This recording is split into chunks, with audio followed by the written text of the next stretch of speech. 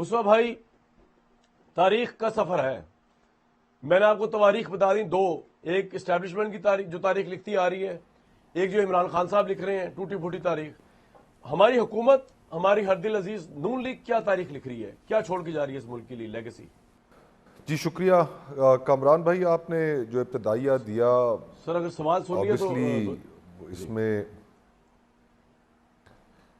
بہت سی ایسی چیزیں ہیں کہ جو ہمیں بطور سیاستدان خود سے ایکسیپٹ کرنی پڑیں گی. جنرلی ہمارا جو معاشرہ ہے اس میں اخلاقی تنزلی ہمیں ہر طرف نظر آتی ہے، لیکن ظاہری بات ہے سیاستدانوں کے اوپر ان کو جو جج کیا جاتا ہے وہ ذرا ایک ہائر مورل سٹینڈرڈ سے جج ان کو کیا جاتا ہے.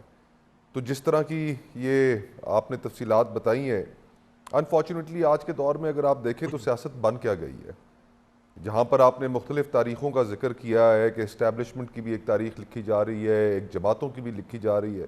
یہ انفرادی طور پہ تو لکھی جا رہی ہوں گی، لیکن مجموعی طور پر اگر اس دور حاضر کے اوپر کوئی تبصرہ کرے گا تو وہ تبصرہ میرے خیال میں تو یہ ہوگا کہ یہ ایک ایسا دور تھا کہ جس کے اندر کسی سیاسی جماعت کے، کسی سیاسی قائد کے کوئی نظریہ نہیں رہے، کوئی اصول نہیں رہے. اور اگر کوئی نظریہ اور اصول صرف اور صرف کاربند رہا جس کا پیچھا سب نے کیا، وہ یہ تھا کہ کسی بھی قیمت پر اقتدار حاصل کر لیا جائے، مجھے اقتدار دکھاؤ تاکہ میرا موڈ بنے. تو اب ہم جس دور سے گزر رہے ہیں، پالیٹکس کو ہم سیاستدانوں نے میننگ لیس کر دیا ہے. ہم جب اپوزیشن میں ہوتے ہیں تو ہماری گفتگو اور ہوتی ہے، جب ہم حکومت میں آتے ہیں تو حکومت حاصل کرنے کے لیے جو کچھ ہم بیچ کر آتے ہیں پھر اس کے بعد ہم کوئی بات کرنے کے قابل بھی نہیں رہ جاتے.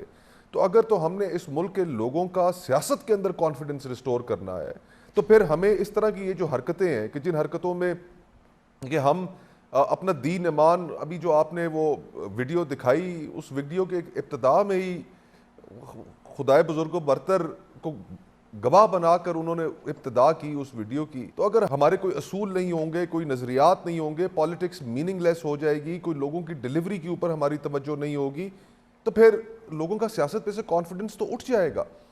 اور آج اگر ہم نے لوگوں کا سیاست کے اوپر کانفیڈنس ایشو کرنا ہے تو خدا را دیکھیں، آپ آدھے پاکستان سے پوچھیں، جو آدھا پاکستان اس وقت بلو پاورٹی لائن چلا گیا ہے، 2 وقت کی روٹی آدھا پاکستان نہیں کھا پا رہا. آپ کی سیلریڈ کلاس تباہ حالی کا شکار ہے، آپ کا زراعت پوری تباہ ہو چکی ہے، اور یہاں پر ہمارے پاس سوائے اور ٹیکس لگانے کے کوئی حل ہی موجود نہیں ہے.